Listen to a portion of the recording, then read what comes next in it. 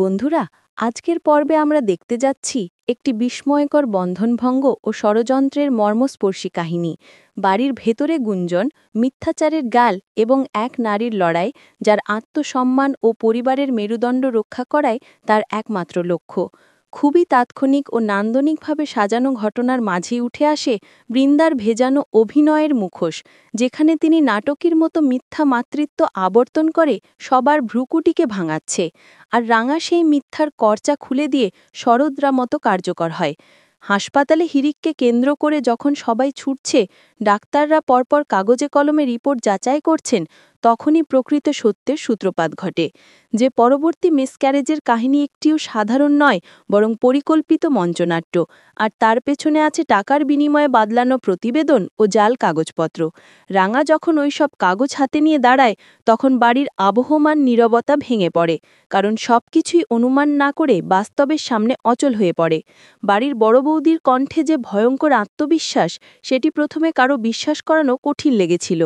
তিনি এমনভাবে কথাগুলো পরিবেশন করেছেন যে অনেকেই ষড়যন্ত্রের দিকে চোখ বুজে সই দিয়েছে।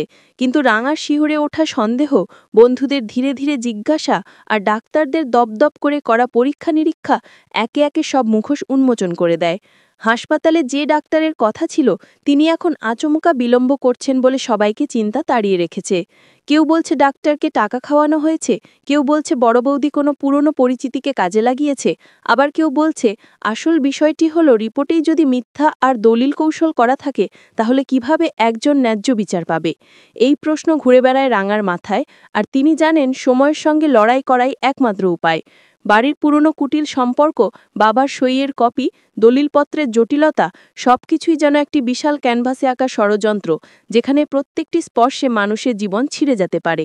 রাঙার মনের আঘাত তখন সবচেয়ে তীব্র, কারণ তার হৃদয়ে সন্তান ও সংসারের সম্মান একসাথে জড়ানো। তিনি ডাকে ব্লাড টেস্ট, আল্ট্রাসোনোগ্রামের ফল চায়। কাগজের প্রত্যেক লাইনে তাকে দেখতে হয় সত্যের ছাপ। আর সেই সন্ধান যখন মিলতে থাকে, তখন দেখেন যে বৃন্দার ঝরে ওঠা অভিনয় পুরোপুরি ভুয়া। রক্তচাপ ওঠানামা, হরমোনাল রিপোর্ট, আল্ট্রাসোনোগ্রামের স্লাইড সবই মেলায় না।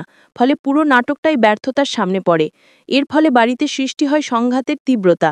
কেউ কাউকে দোষারোপ করে, কেউ কেউ নীরবে কাঁদে, কেউ আবার লোকালয় ভাড়া করে মিথ্যার বাক্স খুলে ফেলার চেষ্টা করে। রাঙা স্থির হবেন না। তিনি সিদ্ধান্ত নেন যে শুধু অভিযোগ করলেই হবে না, তার হাতে থাকবে মেডিকেল রিপোর্ট, সাক্ষী এবং সঠিক আইনি পদক্ষেপ।